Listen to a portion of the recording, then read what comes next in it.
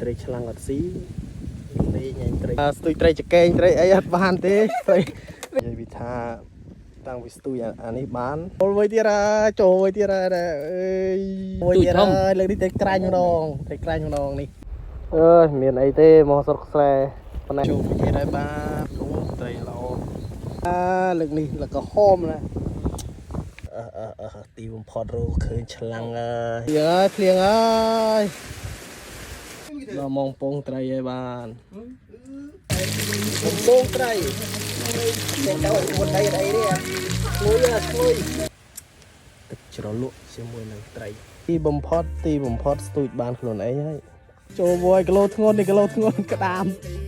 អូសួយត្រីចេះមានទាំងកែបមានទាំងក្តាមលើកនេះមកចូលត្រីកជ្រូកអីណានេះឡវក់កែបចូលវិញពីកែបម្ដង2នាក់នេះ